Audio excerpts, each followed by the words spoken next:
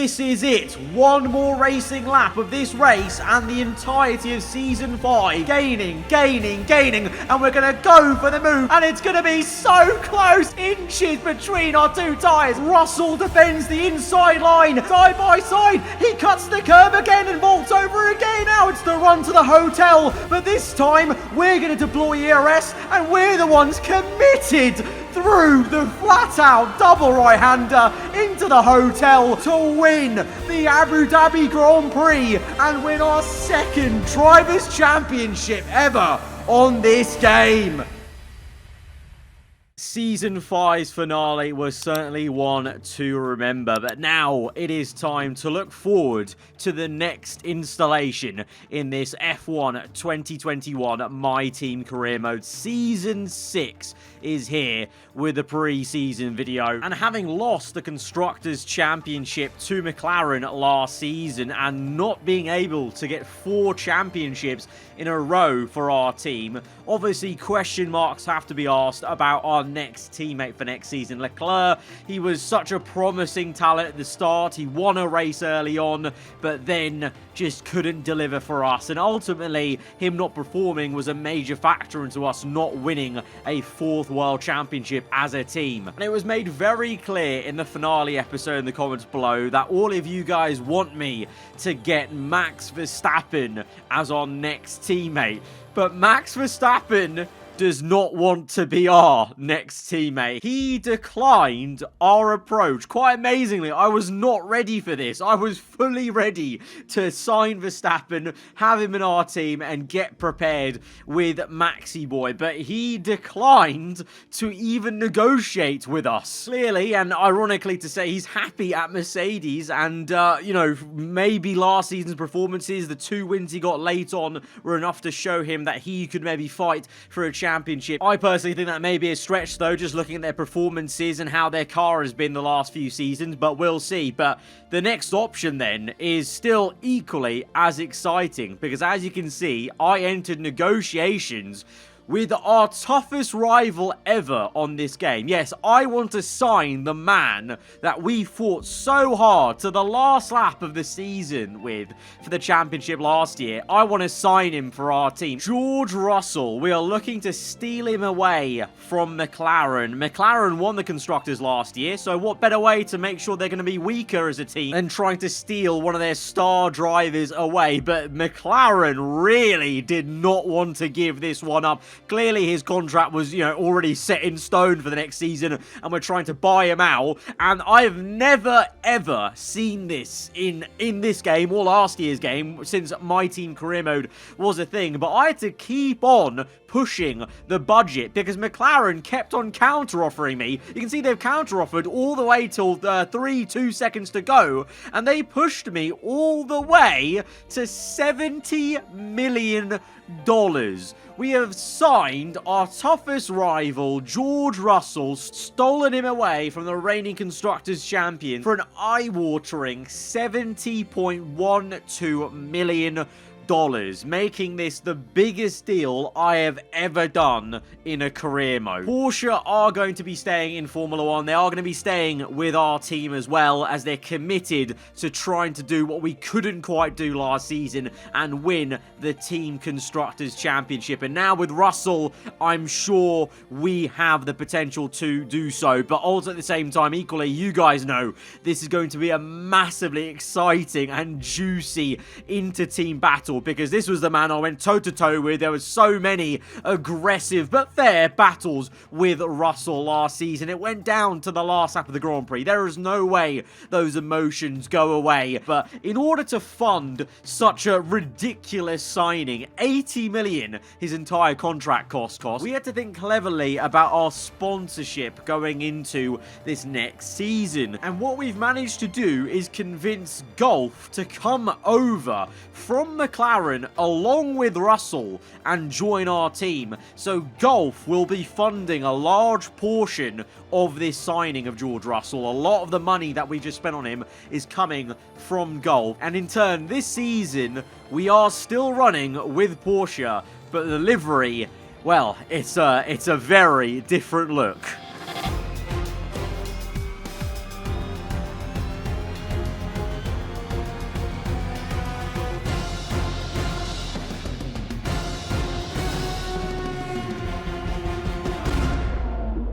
Yep, it is time for our golf racing era in Season 6. You'll see that Russell's market value is $22 million, with golf helping fund the remaining $60 million that was there in the initial deal here with Russell to bring him into our team, to steal him away from McLaren. And with that, the agreement is that we are now in golf livery and golf overalls, with, though, I will say, my aarava boots, racing boots from the podium pass, obviously the items that I actually have in the official F1 game. I thought it'd be about time that we use some of the items. I've actually used my helmet, which I'll show you in a minute there as well. But here is the livery then, and for the very first time in my team career mode, we've got it with a matte finish, so no more shininess like is the current trend in Formula 1. We have got a matte finish on this car to try and save a little bit of weight, and also the golf livery, in my opinion, looks even better in matte compared to the shiny version. With this livery, we've obviously followed a lot of the kind of design cues from the iconic golf liveries that have gone by, but at the same time also having our own twist with it, combining it also with our brand, with where our logos have been on this car usually with this game, and hopefully this is a car that can add a 4th star underneath that aarava logo on the engine cover. And in many ways, it's going to be a bit odd actually driving in this car and getting used to it initially in the first few rounds, because we've been so used to racing against this livery, this, you know, style, this aesthetic with the McLaren car. They've been our rivals for so many seasons with the Golf McLaren livery, but now it is time for our Golf era, as we've stolen them away from McLaren. But I'm sure they're the Constructors' champions. I'm sure they won't find any difficulty finding a new main sponsor. But here's our helmet then, my actual aarava helmet that is in the podium pass, but then we've just added in some little details with a quadrant visor strip, golf logo at the front, and then of course my personal actual sponsor, Thrustmaster, on the side, and Porsche as well, to signify our relationship still here in Season 6. I think a lot of you maybe thought we weren't going to have Porsche involved anymore, only have it be a one-season wonder, but no, Porsche are actually expanding their presence on the grid. But we'll get to that in a moment, because here is then the Season 6 calendar for this My Team Career Mode season. You'll see quite a few changes for this season. In fact, we've got Portimao returning earlier in the season and China being knocked off once again. We've got the re-edition of the French Grand Prix at Paul Ricard, the place where we won our very first race in this career mode on this game was at that circuit. So that's kind of almost like a nice little return for that Grand Prix. And then we have, towards the end, a very different ending. Gone is Australia, gone is Abu Dhabi, in order to fit in with the 16 races and to have all the kind of favourites that we have known to love in this series and that always turn out to be good races. We're going to have a very fiery end, because the season finale will be at Jeddah, the fastest street circuit on the calendar. That is going to be an absolutely chaotic final race, but it's going to be so good for that reason. But now it's time for the portion of the video that I think maybe majority of you have been waiting for, this starting grid of Season 6. All the new driver transfers and, in some cases, very new looking cars for this latest season. And oh boy, are the changes quite big in some aspects. Of course, you already know with our team, aarava Archer Racing, the Porsche partnership has been reduced a little bit in terms of their presence on the car in the team name, but in come Golf as our main sponsor for the livery, and obviously funding that new signing of George Russell. But like I alluded to,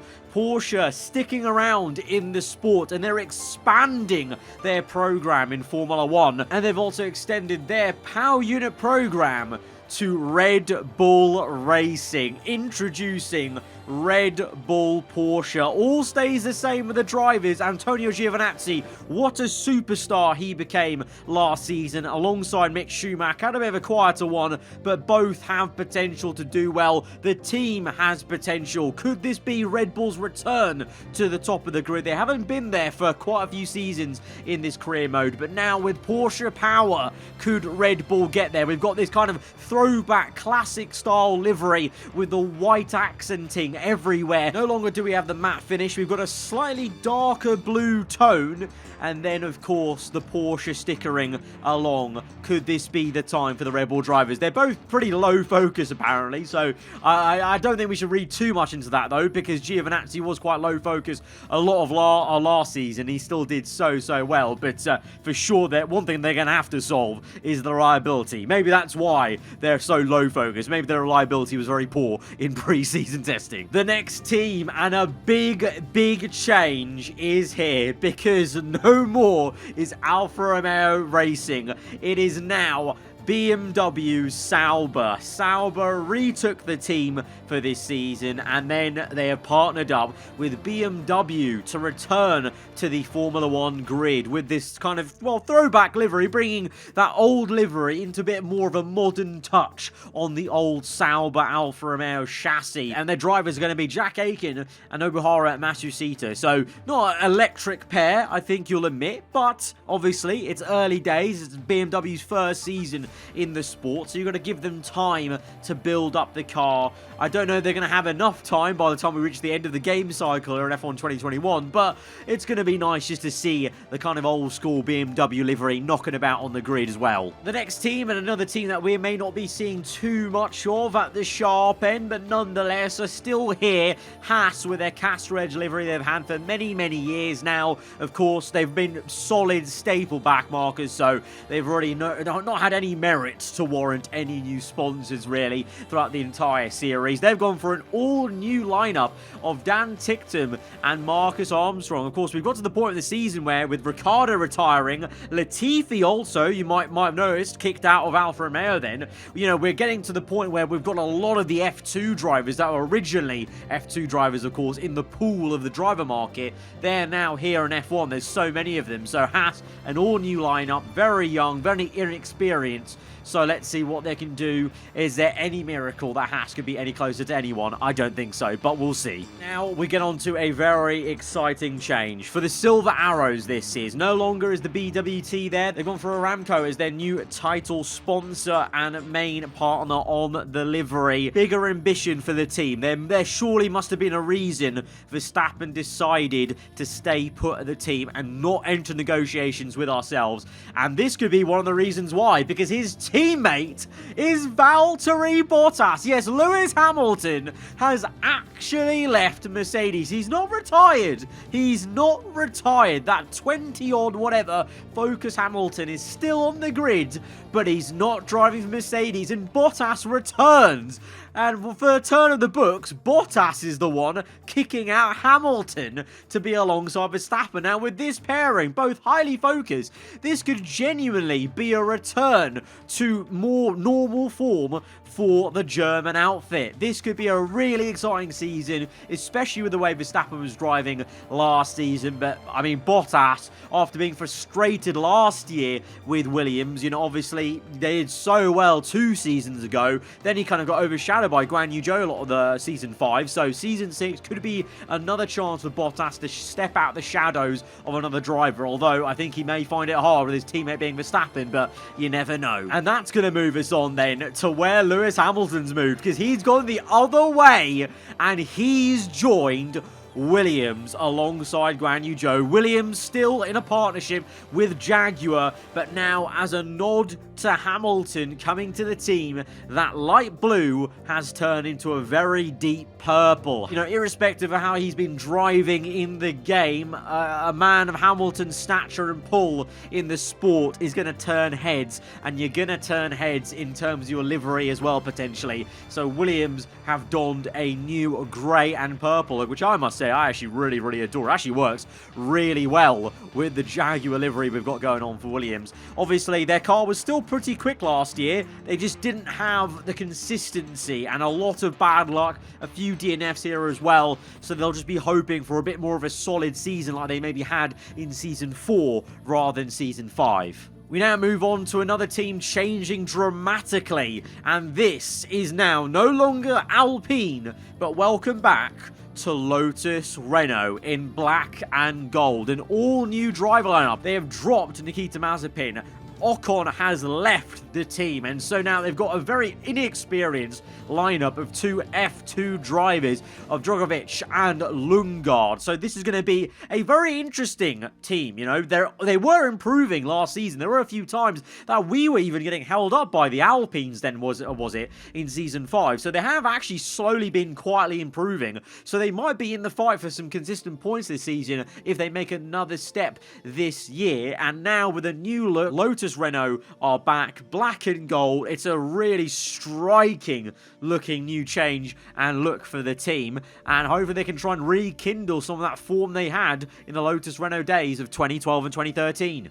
Aston Martin Racing is another team that's hoping a bit of change of looks may change their fortunes. They're going to stick with the same exact lineup, unfortunately, though, for us in terms of interest, of Ilott and Stroll that they've had now for about 3 seasons. But Lufthansa has now become the main sponsor of this team. So a bit of a different look for Aston Martin with the kind of gold-yellow coming onto the car. It feels like a bit of a retro vibe, to be honest, with this livery here. So Aston Martin looking a little bit different. We didn't really see too much of them last season, and this season it may be more of the same. They're in the same boat, I feel, as BMW Sauber and of course Haas, of wanting to try and get back into the action, which is a bit of a shame really, because you remember all the way back to Season 2 where Sebastian Vettel was actually fighting for a world championship with this team. Alas, ever since he left the sport and retired, it's been a bit of a downward spiral for the green outfit. And downward spirals have maybe kind of plagued this team as well. Scuderia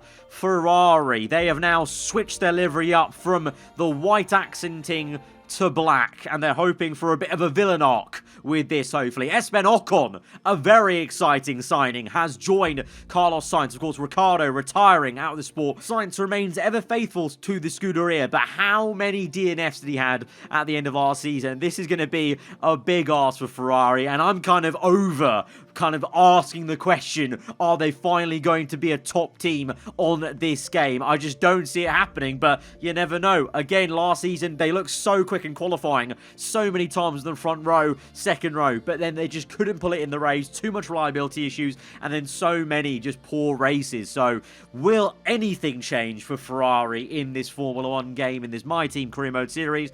We're going to have to see, but I will say I really do dig the black and red, obviously taking some inspiration from their real life livery, but then also within the constraints of what's actually possible with the Ferrari chassis on this year's game with modding. And now we turn our attention to AlphaTauri. With Red Bull going to Porsche power, AlphaTauri are the only team with Honda power on the grid, and you can see that their livery is a little bit tweaked from last season. Gone are the same dark blue stripes that match the Red Bull logo and a lot of their car.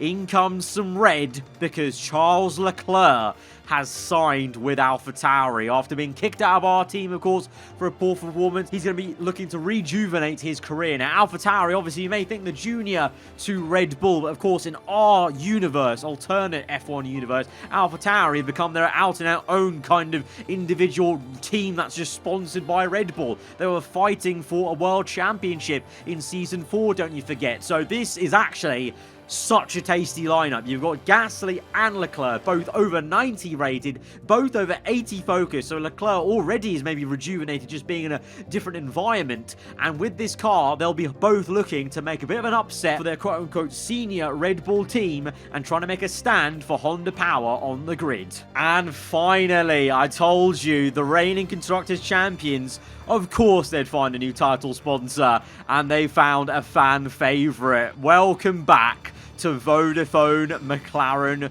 Mercedes, and what a tasty lineup. Obviously with Leclerc coming into AlphaTauri, it means Yuki Tsunoda got snapped up by McLaren. It's actually the other way around, obviously. McLaren signed Tsunoda after losing Russell, and then Leclerc was able just to fill the vacant seat, but it just happened to be a good marriage for AlphaTauri. But what a great marriage for McLaren, I think. Lando obviously clearly leading the team into this new era, but also a kind of retro throwback with the Vodafone Chrome and Red. But Tsunoda, how exciting was he last season? So much of the season, he was actually beating his more senior teammate Gasly. So Tsunoda and Norris, actually a very, very exciting pairing. And you know what? The reigning world champions, they may have still a very good chance of defending their title. But of course, things change in Formula 1. Nothing is guaranteed. Tsunoda's focus taking a bit of a knock maybe there from how the end of last season ended. So we're going to have to see how they get on. But that is our grid